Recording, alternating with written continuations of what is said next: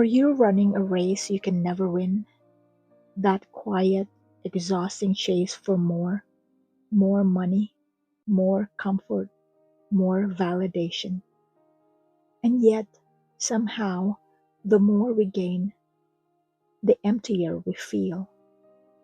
When was the last time you stopped and said, "This is enough"? What if the secret to a truly rich life isn't about getting more, but about mastering the art of wanting what you already have? Today, we're diving into an ancient yet radical truth, one that can free you from the cycling of striving, comparison, and constant reaching. This is the Contentment Crucible. Contentment isn't a passive emotion or a personality trait. It's an attitude, a learned posture of the heart that says, "My peace doesn't depend on what I possess, but on who possesses me." The Apostle Paul modeled this beautifully. He wrote about contentment while sitting in a Roman prison. Not exactly the picture of comfort or success, is it? In Philippians chapter 4, Paul says, "I have learned to be content whatever the circumstances. I know what it is to be in need, and I know what it is to have plenty. I have learned the secret of being content in any and every situation. I can do all things through Christ who strengthens me." That's not resignation, that's revelation. Paul discovered that contentment doesn't depend on freedom, comfort, or success. It depends on Christ. When your foundation is Jesus, your peace can't be stolen by circumstances. Let's make something clear. Contentment and satisfaction are not the same thing. Satisfaction is often tied to outcomes, the feeling you get after achieving or acquiring something. It's the "I finally did it" rush, and it's fleeting. You finally get the job, the house, the relationship, and for a moment, you're satisfied. Then, that quiet craving returns. What's next? Contentment is different. It's an inner steadiness, a peace that says, even if I don't have what I want, I'm still whole. It doesn't cancel your dreams. It simply refuses to make your peace dependent on them. You can be content and still be ambitious. You can pursue growth without letting your worth rise and fall with every result. True contentment means your joy isn't rented by your circumstances, it's owned by your Savior. God is not against us enjoying life or the things He provides. The issue isn't having possessions, it's when possessions start having us. When you live like a steward, you hold things loosely. You recognize that everything you have, your time, your money, your talent, your opportunities, are gifts to be used for God's glory, not just personal comfort. Try this. Take inventory of what's in your hands right now.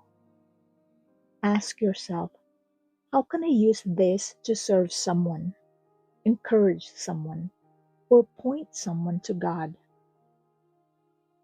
True contentment grows when gratitude turns into generosity. Contentment is not just tested in lack, it's also tested in abundance.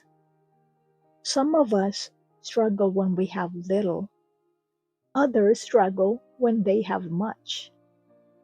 Paul said he learned to be content in both circumstances, in want and in plenty, because Both seasons have their own temptations. In scarcity, we can become anxious or envious. In abundance, we can become proud or self reliant. But contentment keeps us grounded, reminding us that whether our hands are full or empty, our hearts can still be at rest. If you have little, trust God's sufficiency. If you have much, trust Him with your stewardship. Either way, peace is found in dependence, not in possession. Let's be honest, contentment doesn't come naturally. It's not a switch you flip, it's a secret you learn, just like Paul did. And that secret is this: Christ is enough. Paul didn't find peace in a prison key, he found it in the power within him. That's why he said, I can do all things through Christ who strengthens me. When Jesus becomes your source, you no longer chase after temporary fillers to make you feel complete. You stop measuring your life by what you lack and start measuring it by who you have. Because when you have Christ, you already have what your soul is searching for. So let me leave you with a few questions to ponder. What's one thing you've been chasing lately? That one thing you've told yourself, if I could just have this, I'd finally be content.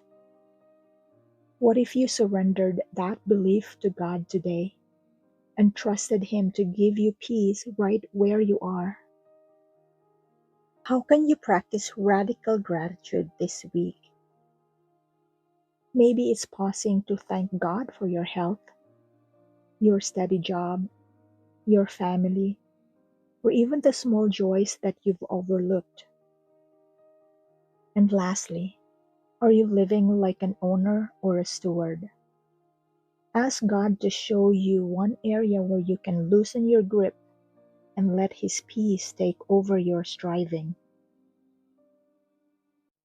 Thank you for joining me today on Midlife Awakening.